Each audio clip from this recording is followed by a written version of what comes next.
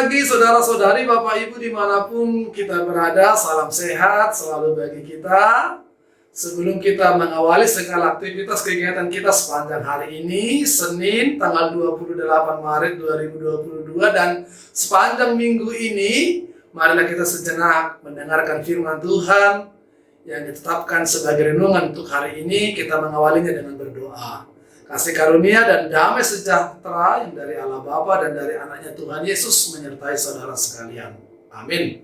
Saudara-saudari, firman Tuhan hari ini tertulis di kitab Zakaria pasal 4 ayat 10, demikian dikatakan.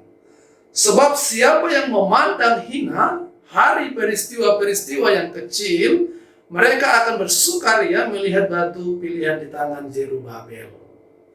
Ya, saudara-saudari, kita pasti pernah mendengar jembatan Suramadu, satu jembatan yang luar biasa yang mempertemukan Pulau Jawa dan Pulau Madura. Jembatan yang dibangun mempertemukan kota Surabaya dan daerah Bangkalan di Pulau Madura. Jembatan ini sendiri diresmikan oleh Presiden Susilo Bambang Yudhoyono pada tanggal 10 Juni 2012. Banyak orang yang kalau berkunjung ke Surabaya pasti akan berkunjung ke jembatan ini, mau sekedar mencoba melintasi atau mengambil foto di atas jembatan itu. Baik siang atau malam, ini jembatan banyak yang mengunjungi karena sangat indah sekali. Tapi pernahkah saudara-saudari mengetahui bahwa tidak lama setelah jembatan itu dibuka untuk umum, untuk dilintasi dan dilewati, jembatan itu kemudian ditutup untuk sementara waktu. Karena apa? Karena ternyata penanggung jawab jembatan menemukan di beberapa titik ada baut-baut mur dari jembatan itu yang hilang. Juga ada lampu-lampu penerang jalan di jembatan itu yang hilang. Dan ada sayatan-sayatan di beberapa kabel penahan atau penunjang dari jembatan itu.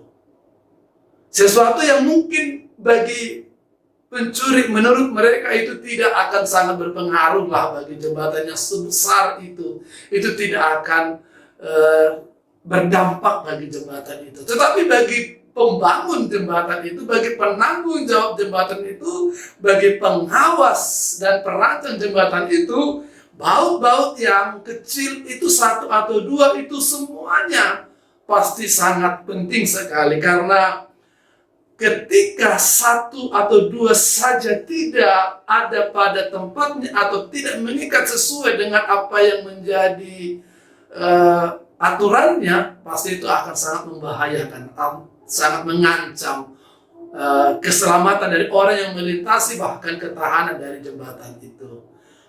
Sesuatu yang kecil yang sesungguhnya diremehkan, tapi bagi yang mengetahui pasti akan sangat berpengaruh dan berdampak besar. Seperti itulah juga saudara-saudari kalau kita melihat apa yang terjadi di balik nats kita hari ini. Orang-orang Israel menganggap remeh batu-batu kecil, menganggap remeh hari di mana Zerubabel itu mulai meletakkan batu-batu yang kecil mengawali pembangunan bait Allah setelah bangsa itu kembali daripada pembuangan. Mereka tidak melihat peristiwa peletakan batu-batu itu sesuatu peristiwa yang besar, peristiwa yang berharga, karena mereka membandingkannya dengan peristiwa bait Allah yang megah yang dibangun oleh Salomo. Itu sebabnya hari ini nas ini mengingatkan mereka bahwa sesungguhnya mereka harus tahu bahwa peristiwa yang besar itu harus diawali oleh peristiwa yang kecil. Bahwa bait Allah yang besar, yang megah, yang mereka harapkan, yang mereka inginkan, semegah dari bait Allah seperti di zamannya Salomo itu harus diawali kembali dari meletakkan batu-batu kecil. Karena bait Allah itu sudah betul-betul runtuh.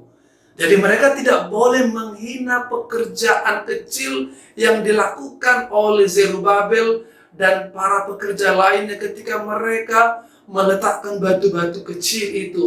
Malah seharusnya mereka bersuka cita melihat setiap batu yang ada di tangan Zerubabel, karena dari batu-batu yang ada di tangan Zerubabel dan di tangan para pekerja lain itulah, maka baik Allah yang megah, yang besar itu akan kembali hadir, akan kembali berdiri di tengah-tengah bangsa itu. Saudara-saudara, seperti anggap remehnya, seperti mereka menghina sesuatu yang kecil, yang sederhana, itu demikian juga sering kita sangat menganggap remeh sesuatu yang kecil, perkara yang kecil, atau peristiwa yang kecil di tengah-tengah kehidupan kita. Tindakan yang kecil, sapaan yang kecil, atau apapun itu yang sangat kecil dalam kehidupan kita. Padahal sesuatu yang besar pasti harus diawali dari sesuatu yang kecil. Langkah seorang manusia berkilo-kilometer di dalam kehidupannya kemudian itu pasti diawali oleh langkah ketika dia berjalan selangkah, dua langkah ketika dia masih bayi. Jadi tidak ada peristiwa yang besar yang tiba-tiba muncul tanpa diawali dari sebuah peristiwa-peristiwa kecil. Tidak ada orang-orang yang hebat yang menjadi orang-orang yang terkenal tanpa mereka mengawalinya dengan sebuah percobaan-percobaan kecil, usaha-usaha kecil. Tidak ada sebuah perbuatan kasih yang besar tanpa sebuah perbuatan yang diawali dengan perbuatan kasih yang kecil. Tidak ada persahabatan yang begitu luar biasa tanpa diawali oleh senyuman yang sederhana, sapaan yang sederhana, rangkulan yang sederhana. Tidak akan ada sebuah kesuksesan atas apa yang kita kerjakan yang hari ini atau besok atau kapanpun itu menjadi besar tanpa sebuah usaha kecil yang kita sudah awali. Oleh karena itu saudara-saudari, janganlah menganggap yang kecil itu menjadi sesuatu yang remeh, sesuatu yang tidak begitu penting. Janganlah menganggap engkau senyum kepada satu orang itu sesuatu yang tidak berguna. Janganlah engkau menganggap sesuatu pertolongan kecil yang engkau berikan kepada orang yang sangat membutuhkan itu tidak berguna dibandingkan kepada perbuatan orang yang memberikan pertolongan kepada beribu-ribu orang di sana. Semuanya itu sangat berguna. Karena bagi Tuhan segala sesuatu yang besar haruslah didahului dengan sesuatu yang kecil. Karena orang yang bisa dipercaya untuk perkara-perkara yang kecil, maka kepadanya lah akan ditambahkan perkara-perkara yang besar. Oleh karena itu saudara-saudara, marilah kita menjadi orang yang besar, tapi mulailah dari sesuatu yang kecil, yang sederhana, yang ada di sekitar kita, di sekeliling kita. Lakukanlah perbuatan-perbuatan benar, lakukanlah perbuatan-perbuatan kasih, lakukanlah keramahan-keramahan yang sederhana, yang sangat kecil, dan itu akan sangat berpengaruh dan bisa menjadi sesuatu yang besar. Oleh karena itu jangan tunda untuk melakukan kebaikan-kebaikan kecil.